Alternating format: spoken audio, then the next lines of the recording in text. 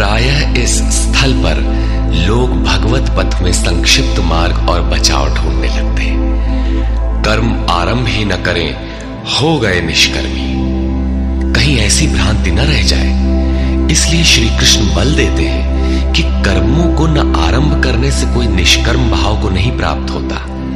शुभाशुभ कर्मों का जहां अंत है, परम निष्कर्मता की उस स्थिति को कर्म करके ही पाया जा सकता है। इसी प्रकार बहुत से लोग कहते हैं, हम तो ज्ञान मार्गी हैं, ज्ञान मार्ग में कर्म है ही नहीं। ऐसा मानकर कर्मों को त्यागने वाले ज्ञानी नहीं होते। आरंभ की हुई क्रिया को त्यागने मात्र से कोई भगवत साक्षात्कार रूपी परम सिद्धि को प्राप्त नहीं होता है, क्योंकि नहि कश्चित् क्षणमपि जातु तिष्ठत्य कर्मकृत् कार्यते ह्यवशः कर्म सर्वः प्रकृतिजैर्गुणैः। कोई भी पुरुष किसी काल में क्षण मात्र भी कर्म किए बिना नहीं रहता, क्योंकि सभी पुरुष प्रकृति से उत्पन्न हुए गुणों द्वारा विवश होकर कर्म करते हैं। प्रकृति और प्रकृति से उत्पन्न गुण जब तक जीवित हैं, तब तक कोई भी पुरुष कर्म किए बिना रह ही नहीं सकता। अध्याय 4 के 33वें और 37वें श्लोक में श्री कृष्ण कहते हैं कि यावन मात्र कर्म ज्ञान में समाप्त हो जाते हैं। ज्ञान रूपी अग्नि संपूर्ण कर्मों को भस्म कर देता है। यहां वे कहते हैं कि कर्म किए बिना कोई रहता ही नहीं। अंततः वे महापुरुष कहते क्या है? उनका आशय है कि यज्ञ करते करते तीनों गुणों से अतीत हो जाने पर मन के विलय और साक्षात्कार के साथ यज्ञ का परिणाम निकल जाने पर कर्म शेष हो जाते हैं। उस निर्धारित क्रिया की पूर्णता से पहले कर्म मिटते नहीं, प्रकृति पिंड नहीं छोड़ती।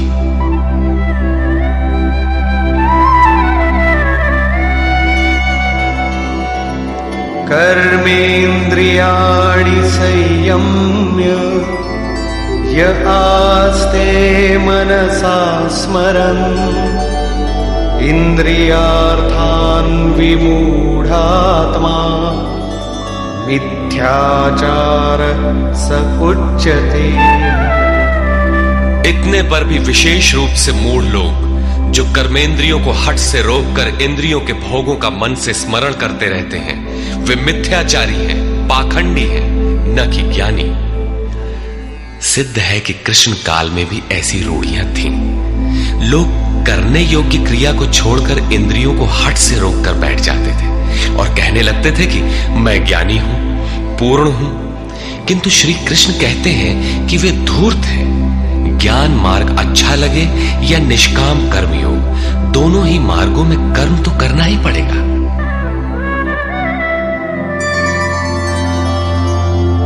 यस्त्विन्द्रियाणि मनसा नियम्यारभतेऽर्जुन कर्मेन्द्रियैः कर्मयोगम् असक्तः स विशिष्यते।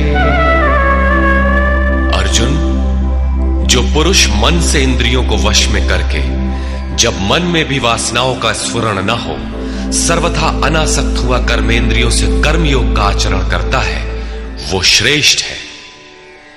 ठीक है, समझ में आया कि कर्म का आचरण करें, किंतु ये प्रश्न खड़ा होता है कि कौन सा कर्म करें। इस पर कहते हैं, नियतं कुरु कर्म त्वं कर्मजायो ह्यकर्मणः शरीरयात्रापि च ते न प्रसिद्धेद कर्मणः।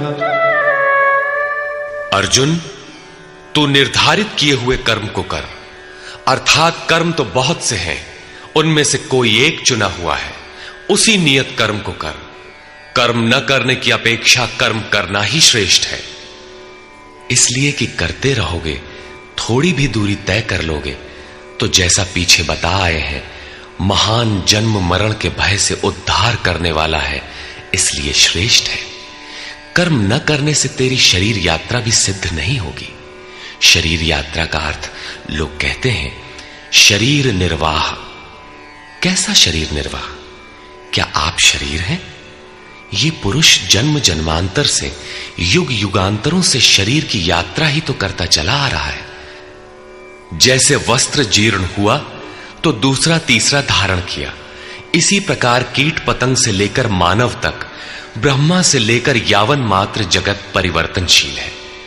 ऊपर नीचे योनियों में बराबर ये जीव शरीरों की ही तो यात्रा कर रहा है।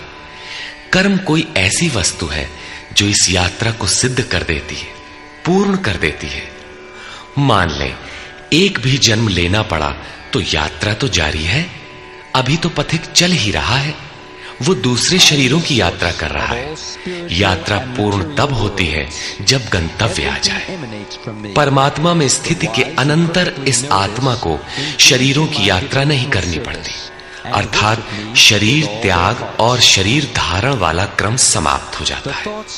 अतः कर्म कोई ऐसी वस्तु है कि इस पुरुष को पुनः शरीरों की यात्रा नहीं करनी पड़ती।